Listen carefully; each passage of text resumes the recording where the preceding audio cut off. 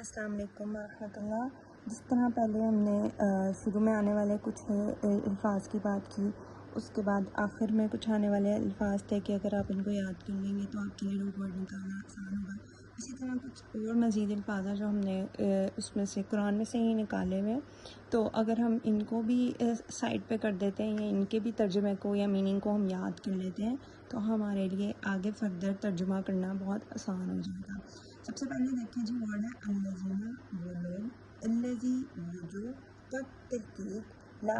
لیکن، حتیٰ یہاں تک کہ، لن ہرگز نہیں، فی میں، من سے، من جو کوئی یا کون، ما کا معنی ہے نہیں یا جو یا کیا، علی اوپر یا پر،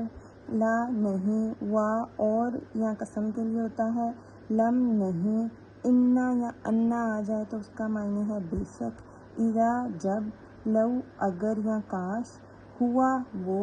الا مگر، لما کیوں، بل بلکہ، بلا کیوں نہیں، کئی تاکہ، کانا یا کانو ہے یا ہیں، الا طرف، سینتا چاہنے کے معنی میں استعمال ہوتا ہے۔ اس کے بعد ہم یہ بھی دیکھ لیتے ہیں کہ عربی کے ووولز کون سے ہیں۔ عربی میں ووولز ہوتے ہیں الف، واو اور یا، ٹھیک ہے۔ اور اگر یہ الف، واو اور یا حرف کا یعنی جس کا ہم روٹ ورڈ نکالیں، جس لفظ کا ہم روٹ ورڈ نکالیں، اس کے اندر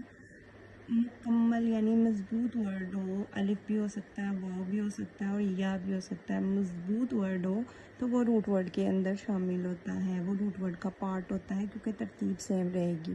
لیکن اگر وہ کمزور ہوتا ہے تو وہ سائڈ پہ کر دیا جاتا ہے، وہ روٹ ورڈ کے اندر شامل نہیں ہوگا۔